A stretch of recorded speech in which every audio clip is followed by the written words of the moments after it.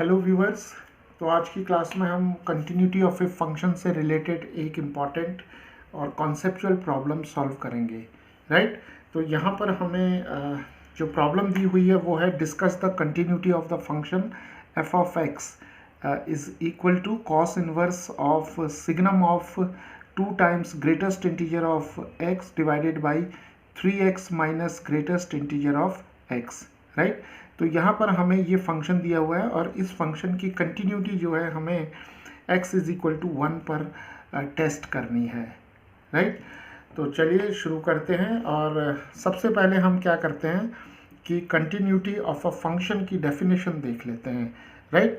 So a function is said to be a continuous function at some point x is equal to a in its domain if the left hand limit exist and the right hand limit exist, and if the value of the function at x is equal to a also exist and all these three quantities are equal at the same time, right.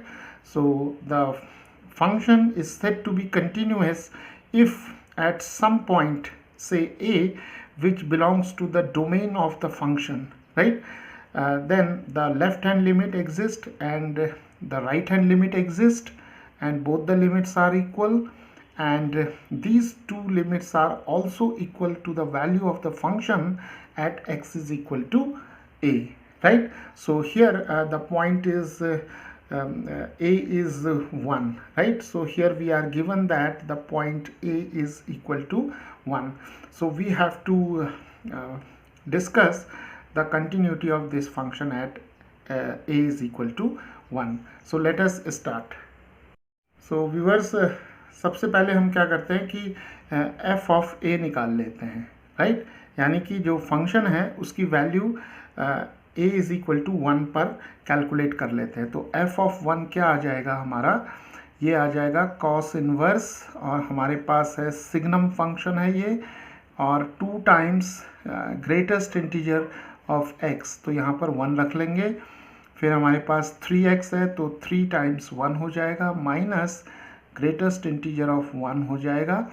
और अब हम इसे थोड़ा simplify करते हैं तो cos inverse आ गया, signum function आ गया हमारे पास, और ग्रेटेस्ट इंटीजर जो 1 है, greatest integer of 1 is equal to 1, right.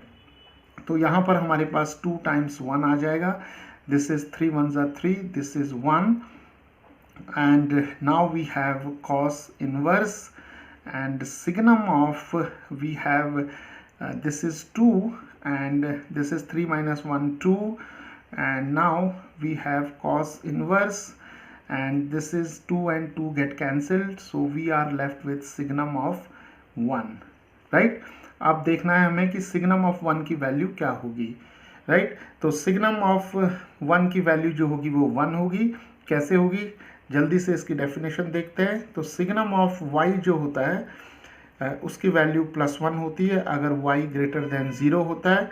Signum of y हमेशा 0 होगा अगर y की वैल्यू 0 होगी, और सिग्नम ऑफ y -1 होगा अगर y की वैल्यू लेस देन 0 होगी। तो यहाँ पर क्या है, हमारे पास 1 है, और 1 जो है ग्रेटर देन 0 है, राइट। तो सिग्नम ऑफ 1 की वैल्यू हो जाएगी हमारी सिग्नम ऑफ y इज 1 हो जाएगा, यानी कि सिग्नम ऑफ 1 जो होगा वो 1 हो जाएगा, राइट। तो कॉस इनवर्स 1 आ गया हमारे पास, राइट। और कॉस इनवर्स 1 की वैल्यू जो होगी वो 0 हो जाएगी, because cos of 0 is equal to 1, so 0 is equal to cos inverse of 1, right. तो इसका मतलब क्या हुआ कि कॉस इनवर्स 1 की वैल्यू 0 आ गई, तो देयरफॉर f ऑफ जो 1 है इसकी वैल्यू 0 आ जाएगी, राइट। तो f ऑफ 1 की वैल्यू हमें मिल गई 0, राइट, क्योंकि फंक्शन की जो वैल्यू है x इज इक्वल टू 1 पर वो 0 आ गई। तो चलिए अब हम लेफ्ट हैंड लिमिट कैलकुलेट करते हैं। तो लेफ्ट हैंड लिमिट के लिए जो नोटेशन होगा वो होगा limit x tends to 1 minus f of x, right. तो ये नोटेशन होगा लेफ्ट हैंड लिमिट के लिए। तो यहाँ पर हम क्या करेंगे, x की वैल्यू रख लेंगे 1 minus h, because x is approaching from left of 1, right. तो वो सारी वैल्यूज़ जो होंगी वो 1 से छोटी होंगी, यानी कि 1 माइनस एच होंगी, राइट। तो यहाँ पर जो h होगा वो एक पॉजिटिव क्वांटिटी होगी, बट h जो होगा वो बहुत ही स्मॉल क्वांटिटी होगी, राइट। तो चलिए, तो लेफ्ट हैंड लिमिट हमारी क्या हो जाएगी अब, लिमिट, इस नोटेशन को हम अब h के टर्म्स में लिखते हैं। तो when x tends to 1 obviously h tends to 0, right. तो लिमिट h टेंड्स टू 0 आ जाएगा और f ऑफ 1 माइनस h हो जाएगा।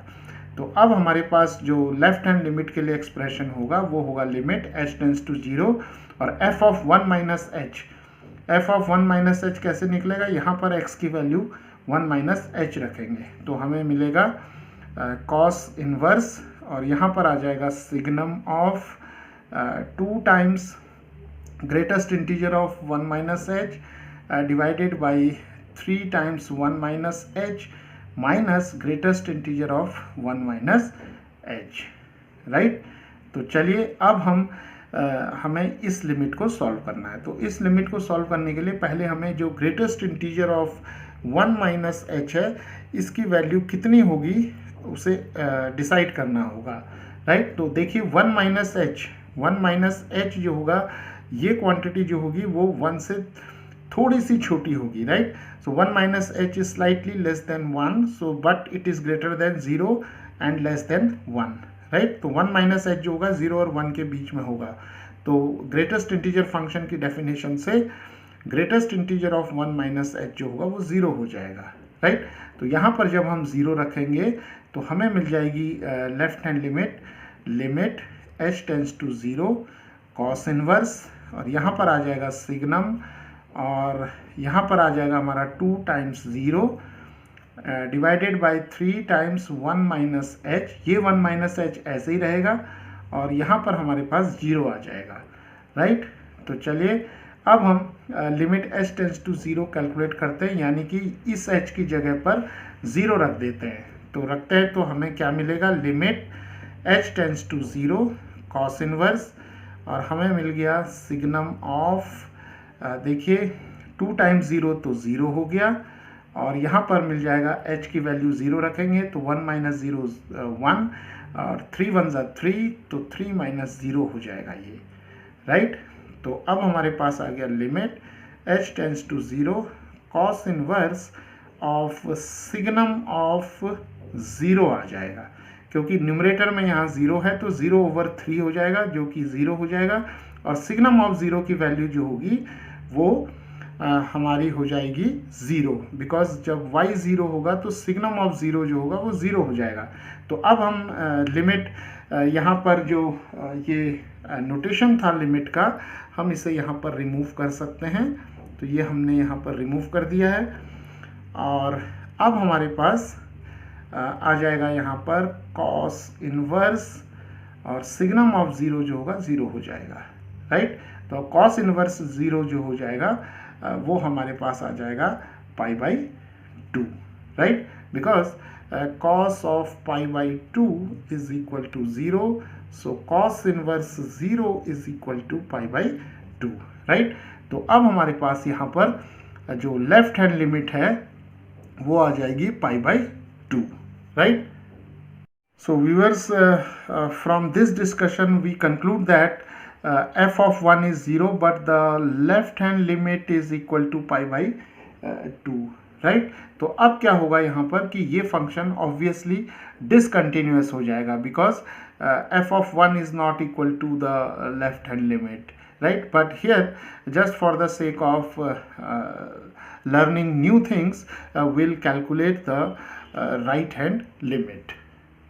तो चलिए राइट हैंड लिमिट निकालते हैं। तो राइट हैंड लिमिट हो जाएगी limit x tends to 1 plus और f ऑफ x। तो ये नोटेशन हो जाएगा राइट हैंड लिमिट के लिए। तो x की जगह रखते हैं 1 plus h where h is greater than 0 but h is a very very small quantity, right. तो अब हम क्या करते हैं, when x tends to 1 obviously h tends to 0। तो राइट हैंड लिमिट के लिए जो नोटेशन हो जाएगा वो आ जाएगा आपका h की फॉर्म में आ जाएगा limit h tends to 0 and f of 1 plus h आ जाएगा, राइट। तो लिमिट h टेंस टू 0 और f ऑफ 1 प्लस h निकालने के लिए हमें यहाँ पर x की जगह 1 प्लस h रखेंगे। तो ये आ जाएगा आपका cos इनवर्स और signum of 2 times of greatest integer of x है, तो यहाँ पर आ जाएगा 1 plus h divided by 3 times 1 plus h minus greatest integer of 1 plus h, right. तो ये हमारे पास एक्सप्रेशन होगा। तो यहाँ पर भी वही काम करेंगे, ग्रेटेस्ट इंटीजर जो 1 प्लस h है उसकी वैल्यू हम फाइंड आउट करते हैं कि कितनी होगी। तो देखिए 1 प्लस h जो होगा वो स्लाइटली ग्रेटर होगा 1 से, लेकिन 2 से कम होगा। तो इसका मतलब greatest integer of 1 plus h की वैल्यू जो होगी वो 1 आ जाएगी, right, from the definition of greatest integer function. तो ये हमारे पास जो लिमिट है वो आ जाएगी limit h tends to 0 cos inverse और यहाँ पर आ जाएगा सिग्नम और 2 टाइम्स यहाँ पर greatest integer of 1 plus h की जगह आ जाएगा 1 और यहाँ पर हमारे पास 3 टाइम्स 1 प्लस h आ जाएगा माइनस 1 हो जाएगा, राइट। अब नेक्स्ट स्टेप में हम क्या करते हैं कि इस लिमिट के जो नोटेशन है इसको रिमूव कर देते हैं और इस h की जगह हम 0 रख देते हैं because limit h tends to 0 है। तो ये आ जाएगा आपका कॉस इनवर्स और यहाँ पर आ जाएगा सिग्नम ऑफ 2 1 ज़ा 2 हो जाएगा, h 0 हो जाएगा, 3 1 ज़ा 3, सो 3 माइनस 1 इज 2, राइट। तो ये नोटेशन आ जाएगा हमारे पास cos inverse of signum of 2 over 2, right. तो अब इसको सॉल्व करने के लिए हम क्या करेंगे कि इसे लिख लेंगे कॉस इनवर्स और ये हो जाएगा सिग्नम ऑफ 1, राइट, बिकॉज 2 और 2 यहाँ कैंसिल हो जाएंगे, राइट। और सिग्नम ऑफ 1 जो होगा वो आपका 1 आ जाएगा बिकॉज अगर हम y की जगह यहाँ 1 रखेंगे तो 1 जो होगा 0 से बड़ा होगा, 1 जो होगा 0 से बड़ा होगा, तो यहाँ पर 1 आ जाएगा। तो कॉस इनवर्स ऑफ 1 आ गया, राइट। अब कॉस इनवर्स ऑफ 1 की वैल्यू क्या होगी, तो हमें मालूम है cos of 0 is equal to 1 होता है, तो 0 is equal to cos inverse of 1 हो जाएगा, राइट। तो कॉस इनवर्स 1 की वैल्यू 0 आ जाएगी। तो हमने देखा कि जो राइट हैंड लिमिट है ये 0 आ रही है और लेफ्ट हैंड लिमिट जो है वो π/2 है। तो इसका मतलब क्या हुआ कि right hand limit is not equal to the left hand limit at x is equal to 1, right. So the limit at x tends to 1, that is this limit, that is limit x tends to 1 of f of x does not exist, right. तो ये exist नहीं करेगी limit x is equal to 1 पर। तो हम ये कह सकते हैं, सेफली कह सकते हैं कि इस फंक्शन की लिमिट एग्जिस्ट नहीं करेगी and more over this function is not a continuous function at x is equal to 1।